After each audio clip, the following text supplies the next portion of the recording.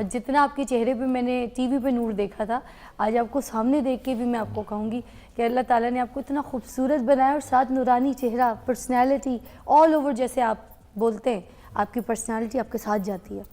سب اللہ کا کرم ہے جی الحمدللہ، اور ان کی نگاہ ہے.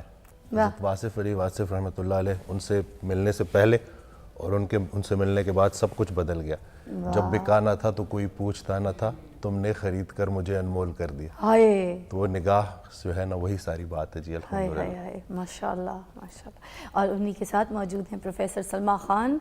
یہ بھی کسی تعارف کے محتاج نہیں ہیں. ان کے لیے بھی میں کیا بولوں کہ بہت سی میں ان کے کلام جو ہے وہ سن چکی ہوں. بڑے خوبصورت آج کلام واصف ہمیں پڑھ کے سنائیں گی، اور واصف صاحب کے حوالے سے جو گفتگو ہے وہ بھی اس میں ہم آپ کو شامل کریں گے.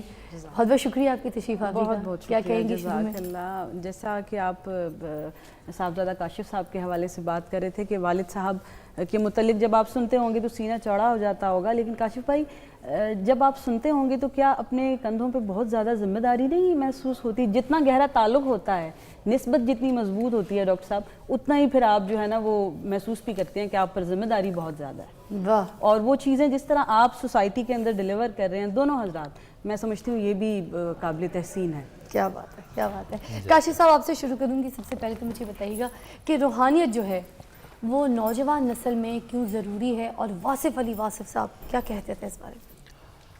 سرکار واصف صاحب کی جو ہے نا اصل جو ٹارگٹ آڈینس تھی وہ نوجوان ہی تھے، اس دور میں بھی آج بھی. یہ کہتے ہیں نا کہ جب انسان کو بزرگی ملتی ہے، بڑھاپا آنا شروع ہوتا ہے، تو کئی چیزیں ویسے ہی اتر جاتی ہیں. صحت کام کرنا چھوڑ گئی تو کئی جذبات بھی کام کرنا چھوڑ گئے، کئی حالات چھوڑ گئے، کئی واقعات چھوڑ گئے. لیکن جب نوجوانی ہوتی ہے اور پیسے ہوتے ہیں، یہ وہ جگہ ہے جہاں پر اس کی خاص نگہداشت کی ضرورت ہوتی ہے.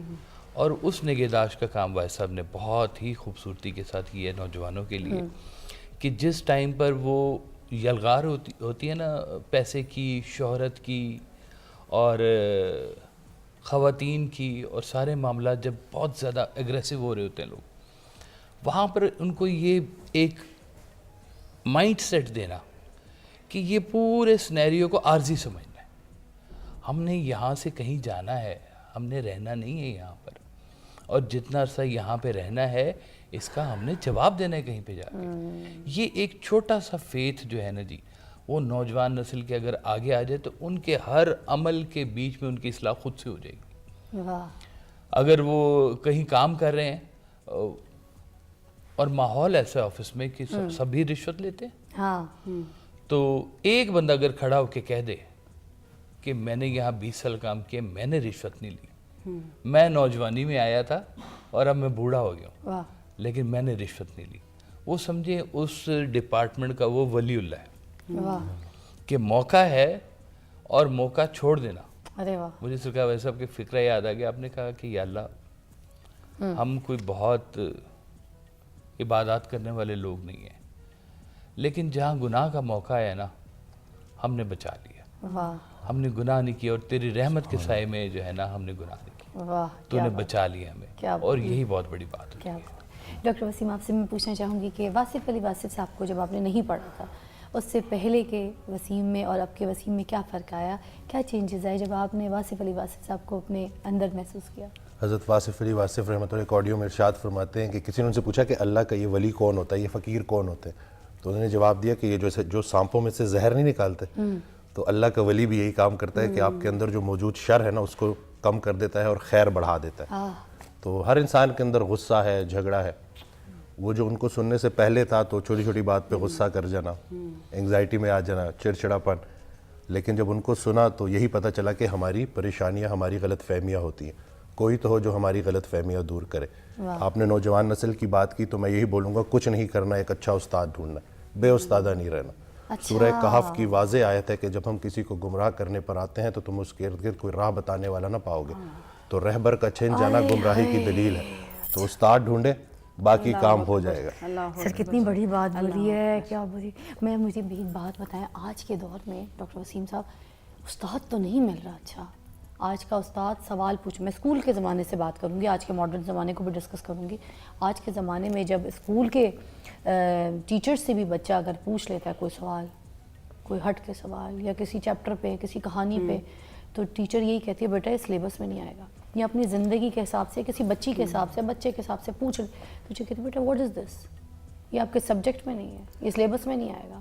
تو پھر بچہ کیسے استاد ڈھونڈے؟ نہ اس کو اسکول مل رہا ہے، نہ اس کو گھر میں اپنے ماں باپ کی شکل میں مل رہا ہے. ماں باپ تو لڑ رہے ہیں، جھگڑ رہے ہیں، باپ کمانے کی صورت میں دنیا سے لڑ رہا ہے، جا رہا ہے، ٹھوکریں کھا رہا ہے یا جو بھی کر رہا ہے. ماں اپنی چیزوں میں مصروف ہے، سارا دن سوشل میڈیا. تو استاد نہ تو اس کو گھر میں کسی سے مل رہا ہے، نہ استاد جہاں اسکول بھیجا. اس کا جواب بڑا ڈیٹیل میں آپ سے چاہیے مجھے، پھر میں آگے چلوں گی بریک کے بعد ملتے ہیں. جی ناظرین، آج ہم واصف علی واصف صاحب کی باتیں جو ہے وہ یہاں پر آپ کے ساتھ شیئر کر رہے ہیں تاکہ ہم میں سے شاید کوئی ایسی رہنمائی حاصل کر سکے جو نیکی کے راستے پہ چل جائے. اچھا جی، ہم ڈاکٹر وسیم صاحب سے پوچھے تھے کہ آج کے دور میں استاد حاصل کرنا بڑا مشکل ہے. تو آج کے جو ڈیجیٹل دور ہے، ٹھیک ہے، اے آئی کا دور ہے، اب اس میں جو ٹیچرز ہیں وہ تو استاد بننے کے لیے تیار نہیں ہیں. جو بچے کو سوال سمجھ آتا ہے تو اس کا جواب نہیں دیتے، یا پھر گھر میں بھی آپ کو جو ہے نا اس طرح کا کوئی استاد نہیں ملتا، پیرنٹ بھی ویسے استاد نہیں رہے. تو کیا کہیں گے آج کے دور کے حساب سے؟ یہ سوال حضرت واصف علی واصف رحمۃ اللہ علیہ سے پوچھا جا چکا ہے. کسی نے ان سے پوچھا کہ ان جھوٹوں کی دنیا میں سچا کیسے ڈھونڈوں؟ تو انہوں نے ارشاد فرمایا کہ تم خود سچے ہو جاؤ، سچا خود تمہارے پاس آ جائے گا. when the student is ready teacher will appear. یہ پورا جتنے بھی عظیم کام ہیں نا وہ غیر عظیم زمانوں میں ہوتے ہیں. جب تک وہ بچہ اپنے اس پروسیس سے گزرے گا نہیں، تھوڑا اس کو رگڑا لگے گا نہیں، تھوڑی انگزائٹی ڈپریشن میں جائے گا نہیں، تب تک وہ بات بنے گی نہیں، وہ ان کی جو ہے روح تک وہ بات جائے گی نہیں. تو یہی ہے کہ پورا یہ پروسیس ہے. اور یہ جو سرکار کا حضرت کا فکر ہے نا کہ جتنے بھی عظیم کام ہیں وہ غیر عظیم زمانوں میں ہوتے ہیں. میں آج کل بچوں میں دیکھ رہا ہوں انگزائٹی ڈپریشن، تو وہ سارے سوال اکٹھے ہو جاتے ہیں اور پھر ان کو کوئی نہ کوئی مل ہی جاتا ہے. تو جو جتنا پر امید ہے وہ اتنا خوش نصیب ہے. تو ہوپ اپنی پوری رکھنی ہے. اچھا، جن لوگوں کو استاد نہیں ملتا ان لوگوں کے بارے میں بھی کیا کہیں گے آپ، جن کو ساری زندگی کو اچھا استاد ڈھونڈنے والے کو جھوٹا پیر مل جاتا ہے تو آپ تلاش تو سچی رکھیں نا. ٹھیک ہے نا، تو ملنے سے تو خدا بھی مل جاتا ہے. وہ جو ہے نا تلاش سچی ہونی چاہیے. تلاش سچی ہونی چاہیے. کیا بات کی. آپ کیا کہیں گی؟ اور ساتھ میں آپ سے کلام بھی کوئی سنوں گی. واصف علی واصف، تلاش سچی ہونی چاہیے. اسی سے وہ مجھے آپ کا جملہ جو واصف صاحب کا آپ نے کوٹ کیا کہ جو صدق ہے نا وہ سچے کے منہ سے ہی نکلتا ہے. تو وہ بات وہی ہے کہ اللہ کریم اور آقا کریم علیہ الصلوۃ والسلام کے اسوہ کو جب تک ہم پڑھیں گے نہیں، اس وقت تک ہمیں صدق اور صادق کا جو فرق ہے وہ بھی پتہ نہیں چلے گا. اور جب تک فرق پتہ نہیں چلے گا اس وقت تک ہم جو رائٹ ڈائریکشن ہے اس میں جا بھی نہیں سکتے اور ہمیں سچا استاد مل بھی نہیں سکتا. بات بالکل ٹھیک کہی آپ نے جی. اور سرکار نے فرمایا تھا کہ تمہارا سچا ہونا ضروری ہے. اور بلکہ کہتے تھے اگر تمہارا شوق زندہ ہے تو اللہ کرے تمہیں استاد نہ ملے. اللہ اکبر. اگر تمہارا شوق زندہ ہے تو اللہ کرے تمہیں استاد نہ ملے. شوق خود بہت بڑا استاد ہوتا ہے. واہ کیا بات ہے. یہ بات تو ہے، اس میں تو کوئی شک نہیں. جی سلمیٰ جی. اللہم صلی علی سیدنا و مولانا محمد وعلی آلہ وصحبہ وسلم. یہاں یہ بھی بتاتی چلوں کہ واصف صاحب کے کلاموں میں سے انتخاب کر کے پڑھنا یہ بھی ایک بڑا دشوار گزار مرحلہ ہے کہ آپ چوز کرنے میں آپ کو بہت زیادہ کنفیوژن ہوتا ہے. ہر کلام ہی آپ کو اتنا خوبصورت اور پیارا لگتا ہے. تو میں کہوں اگر نعت شریف سے شروع کر دیں. بالکل نعت شریف واصف صاحب کی ابتدا تو آقا کریم علیہ الصلوۃ والسلام کے نام سے ہی ہوگی. صلی علی نبینا صلی علی محمد صلی علی شفیعنا صلی علی محمد. در مصطفیٰ پہ سوال ہے، در مجتبی پہ سوال ہے، در والضحیٰ پہ سوال ہے کہ جو شمع بزم خیال ہے. تو ہی کائنات راز ہے تیرا عشق عین نماز ہے مجھے تیری ذات پہ ناز ہے تو ورائے مثل و مثال ہے خدا کا نور خدا نما تو ہے من رانی کا مدعا تیرے واسطے سے خدا ملا تو خدا کا حسن و جمال ہے تو خدا کا حسن و جمال ہے من رانی کا مدعا چہرہ من رانی کا مدعا چہرہ صورت حق کا آئینہ چہرہ مصطفیٰ آنکھ ہو مصطفیٰ آنکھ ہو خدا صورت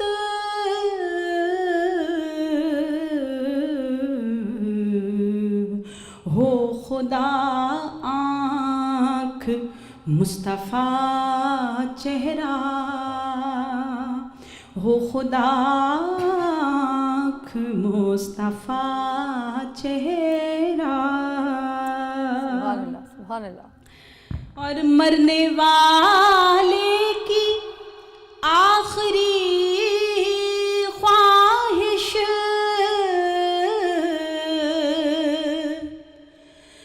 مرنے والے کی آخری خواہش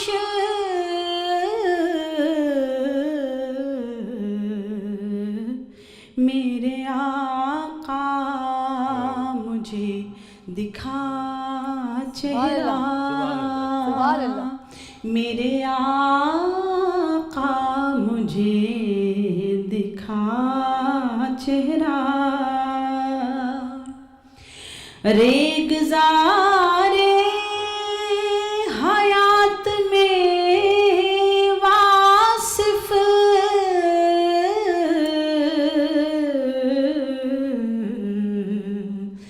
باغ فردوس کی ہوا چہرہ صورت حق کا آئینہ چہرہ صلی علی نبینا صلی علی محمد صلی علی شفیعنا صلی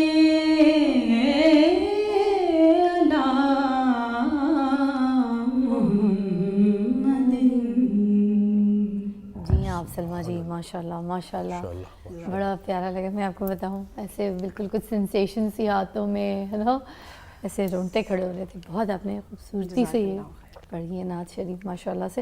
اچھا آگے چلتے ہیں. واصف علی واصف صاحب ناظرین محنت کے لیے کیا کہتے تھے سنیے گا ذرا. بڑی پیاری ان کے اقوال ہیں جو میں تھوڑا تھوڑا پروگرام میں شیئر بھی کروں گی. محنت میں لطف نہیں تو نتیجے کا انتظار تکلیف ہے. مطلب یہ اقوال نوجوان نسل جو ہے ان کے لیے انہوں نے کہا. تو میں آپ کو سمجھانے کی کوشش کروں گی مگر اس بریک کے بعد کاشف صاحب بتائیں گے اس کا مطلب کیا ہے.